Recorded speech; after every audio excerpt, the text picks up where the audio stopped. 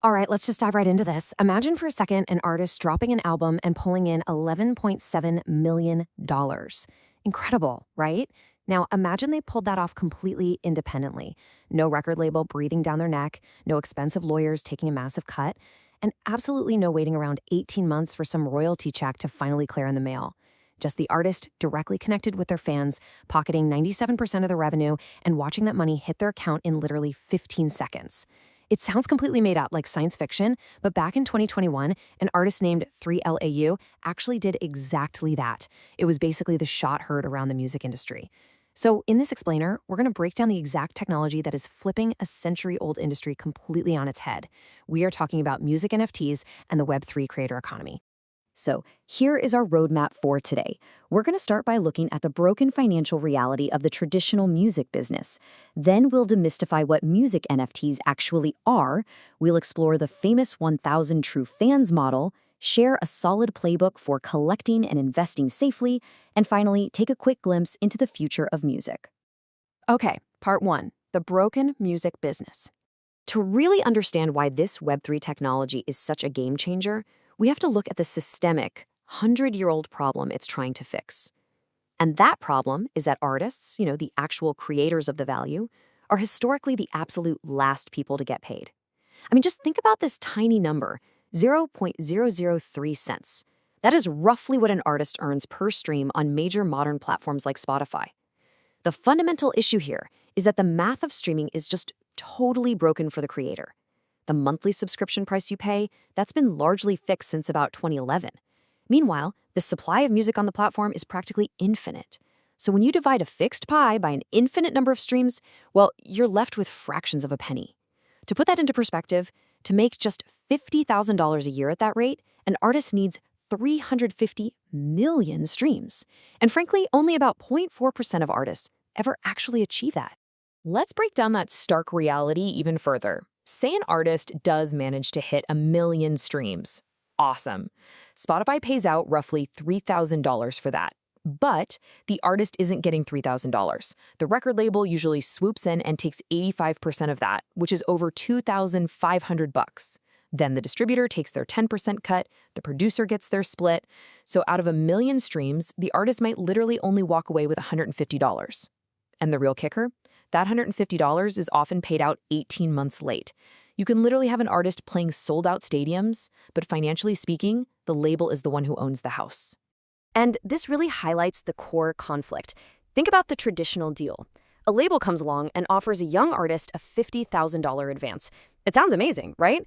But structurally, it's just a loan, and the artist's entire career is the collateral.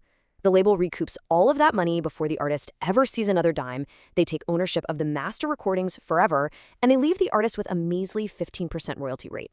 If the album flops, the artist is stuck in debt. If it's a massive hit, the label reaps almost all the rewards.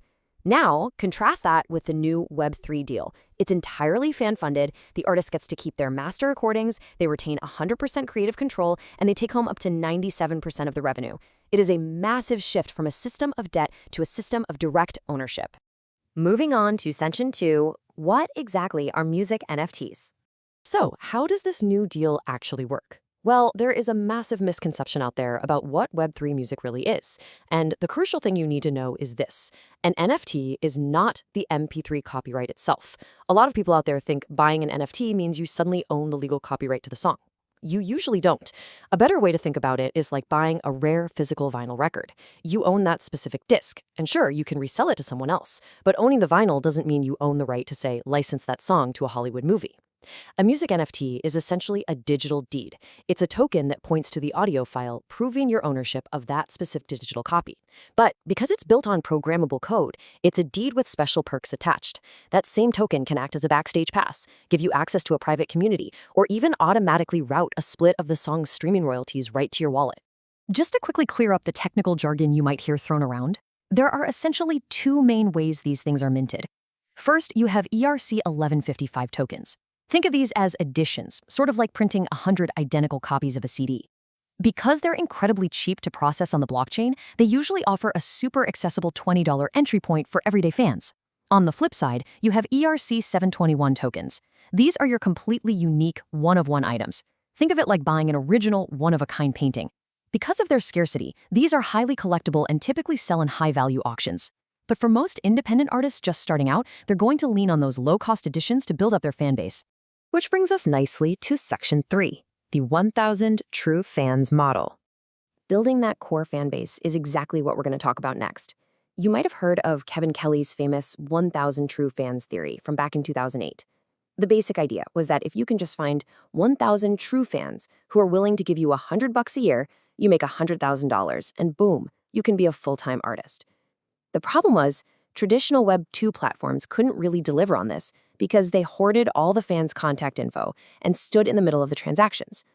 But the Web 3 playbook makes this a reality. Here's how it looks in practice. Week 1, the artist focuses on building a tight-knit, dedicated community of maybe just 100 true fans. Week 2, they set up the mechanics of the drop. Let's say they decide to release 500 digital editions of an album, priced at $100 each. Week 3, they hit mint. If they sell out, that is $50,000 of instant liquid revenue.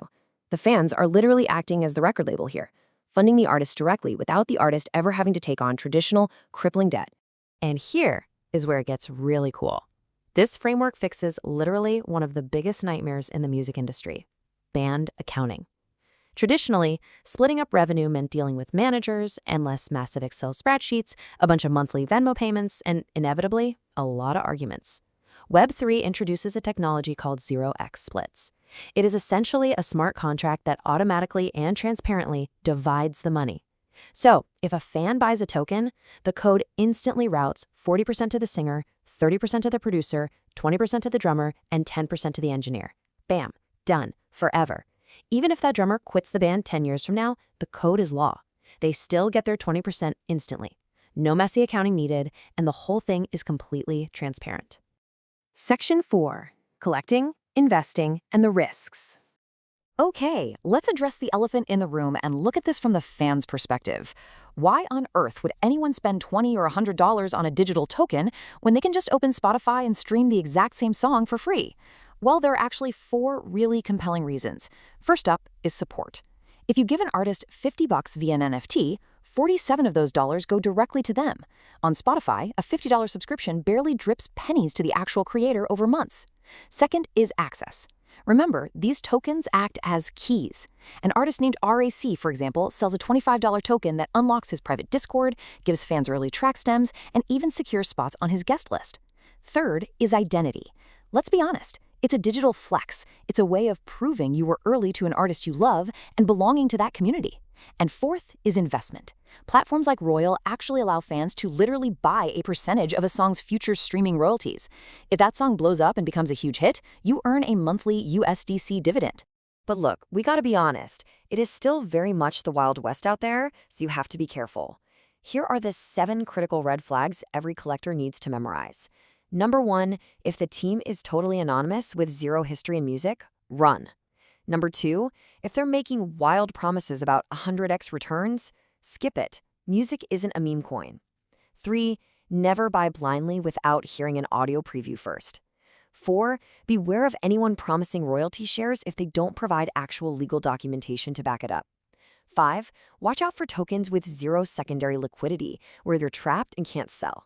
6, always check the license so you know exactly what rights you're actually buying.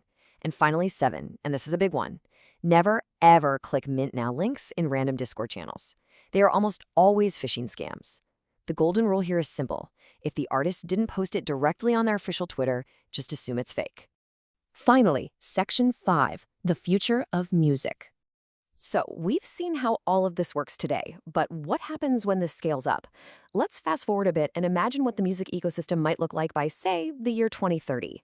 One of the absolute most fascinating intersections right now is between Web3 and artificial intelligence. As you know, there is a massive flood of AI-generated music out there right now, and the big question everyone is asking is, who gets paid when an AI uses a famous singer's voice? Well, smart contracts actually protect artists here. Take a look at the model the artist Grimes pioneered. She essentially came out and said, hey, go ahead, use AI to train on my voice, but you need to buy an NFT license to do it. So when a fan creates and releases a brand new AI track using her voice, the smart contract automatically enforces a 50-50 revenue split. It's brilliant. Instead of trying to fight AI, artists can license out their digital likeness and literally earn money while they sleep. Which leads us to the big controversial question. As more and more creators realize they can monetize directly, protect their digital assets, and engage their superfans without needing a middleman, is this the death of Spotify? Well, the answer really just comes down to the stark contrast in economics.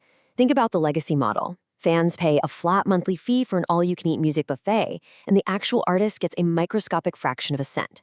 But in the Web3 alternative, a fan might pay just one single dollar for a song NFT. The fan truly owns that digital asset, and the independent artist walks away with 90 to 97% of that dollar. Legacy platforms are genuinely facing a huge, pivotal moment here. As this creator economy matures, these massive legacy entities are either going to have to integrate crypto wallets and adapt to letting artists sell directly to their fans, or they seriously risk becoming completely obsolete. I want to leave you with this really powerful thought from the source material. Music was the first art, it'll be the last industry Web3 fixes. For an entire century, middlemen have optimized the music business entirely for themselves. But now, blockchain technology is finally optimizing the industry for the people who actually matter, the creators making the art and the fans who genuinely love it. So as that old barrier between the artist and the listener finally disappears, the ultimate question you have to ask yourself is, are you going to keep renting your music from a middleman forever? Or are you ready to actually own a piece of music history? Thanks so much for joining me on this explainer today. Keep learning, keep exploring, and I'll catch you in the next one.